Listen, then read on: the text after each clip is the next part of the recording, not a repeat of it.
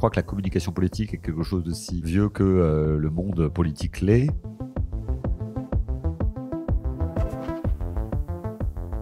Alors vous dirigez aujourd'hui votre propre agence de communication, mais vous avez aussi été conseiller en communication de François Hollande pendant 3 ans. Comment vous avez vécu finalement cette période alors que vous étiez encore très jeune? C'est une période incroyablement exaltante, passionnante. C'est génial de pouvoir servir son pays, surtout à ce niveau-là.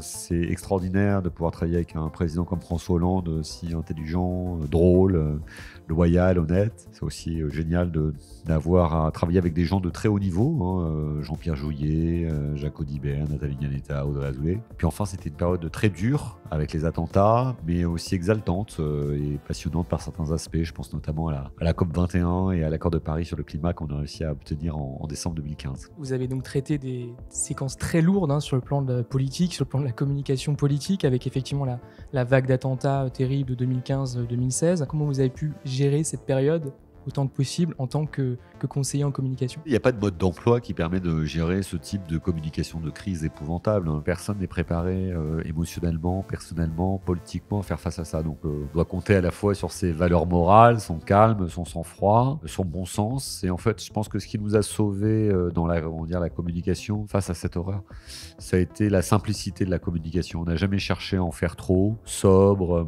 humble, dire simplement la vérité en toute transparence et chercher à rassembler les gens quand c'était possible. Vous croyez plutôt au poids des mots ou à l'image? Je pense que les deux sont importants. Il reste souvent les images plus que les mots, même s'il y a des exceptions. Les images sont extrêmement fortes, puissantes. On se souvient par exemple de cette magnifique photo du défilé du 11 janvier 2015 dans lequel on voit tous les chefs d'État et de gouvernement. Je pense que c'est une image sans parole. À l'inverse, il y a des formules qui restent. Mon ennemi, c'est le monde de la finance, ou moi, président dans la campagne de 2012. C'est l'un et l'autre, et le mieux, c'est d'avoir les deux à la fois, comme chez Paris Match, le poids des mots, le choc des photos. On reproche parfois aux communicants une certaine théâtralisation de la vie politique. N'est-ce pas nécessaire pour construire un récit, pour construire une image, une personnalité? Si, c'est indispensable. Alors, je pense que la communication ne doit pas être plus importante que le fond. Ce qui compte, c'est les décisions et les actions. Mais la communication, elle est utile dans un régime démocratique pour faire savoir ce que l'on fait ou ce que l'on a proposé. Pour le faire, il faut non pas simplifier le réel, mais en tout cas enserrer le réel dans un récit qui permet aux gens de comprendre. Il est faux de dire qu'on peut parler de tout dans le moindre détail, donc il faut forcément sélectionner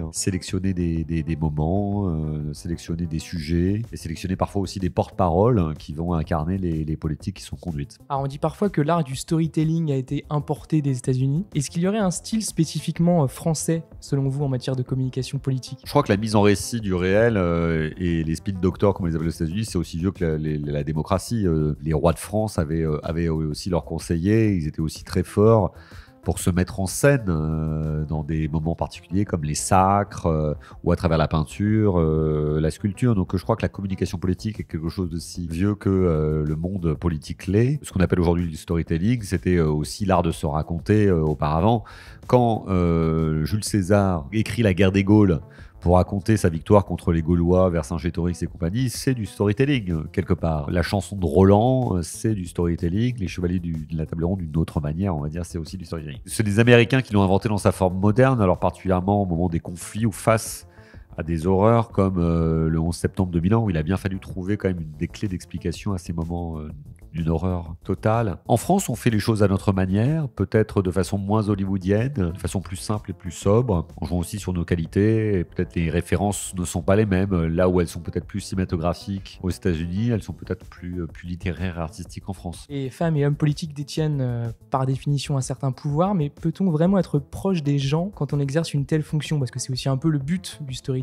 Depuis le moment où on a décidé de confier à des représentants l'exercice de notre pouvoir politique, on se pose la question de est-ce que ces gens nous représentent bien et est-ce qu'ils sont suffisamment proches de nous? Et la réalité, c'est qu'il y a une tension entre le représenté et le représentant qui est en valeur encore aujourd'hui. Il est illusoire de penser que celui qui nous représente est exactement comme nous. Non, il n'est pas comme nous. Il est d'une position différente, il n'a pas la même vie et donc il n'a pas les mêmes informations. Il en sait plus et parfois il en sait moins aussi. Il en sait plus sur des sujets techniques, il en sait moins peut-être aussi sur le quotidien des gens. Mais en réalité, la clé, je pense, pour conserver cette proximité, c'est déjà d'en faire un sujet de prioritaire, c'est-à-dire de continuer à aller sur le terrain, comme on dit, à sillonner le pays, sillonner les villes, sillonner les villages, en étant attentif à ce que dit la presse au niveau local, la presse quotidienne régionale, en regardant ce qui se dit sur les réseaux sociaux. Aujourd'hui, il n'y a pas un thermomètre ou un baromètre qui permet de sentir l'opinion publique, mais il faut aller directement au contact des gens, recevoir le maximum de personnes, aller le plus souvent possible sur le terrain, sans caméra aussi parfois. On l'a beaucoup fait avec François Hollande, parce que c'est là qu'on retrouve une forme de connexion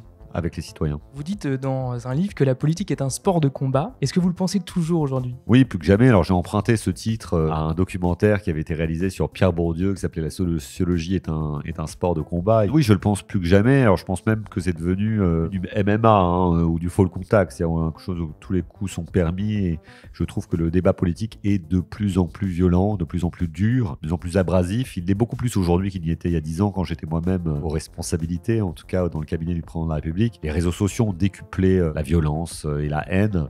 Et ça va vraiment pas dans le bon sens, malheureusement. Qu'est-ce qui vous anime finalement derrière ces différents engagements? Est-ce que c'est la volonté de changer la mentalité des gens sur certains sujets? Est-ce que c'est autre chose? Moi, ce que j'aime dans la vie, c'est rencontrer les gens, faire la connaissance de nouvelles personnes. Je suis curieux humainement. Et j'aime aussi constituer des équipes et les faire grandir avec moi. C'est ce que je fais aux gens de l'agence Ganzer aujourd'hui. Et puis après, à titre citoyen, même si je fais plus de politique, je continue d'être passionné par le débat public. Il y a des sujets qui me révoltent, comme les inégalités sociales ou territoriales, le racisme, la xénophobie, l'antisémitisme, des sujets de mobilisation pour moi. Et en même temps, j'aime bien participer à la vie aussi intellectuelle, on va dire, sans me pousser du col, mais écrire des tribunes, quand j'ai le temps d'écrire des livres. C'est ça qui m'amuse, donc je pense qu'il peut encore y avoir 1000 vies à écrire derrière. J'ai toujours aussi continué à enseigner, ça fait 20 ans maintenant que j'enseigne à Sciences Po, près de 10 ans que j'enseigne à HEC. Transmettre aussi pour moi, c'est essentiel.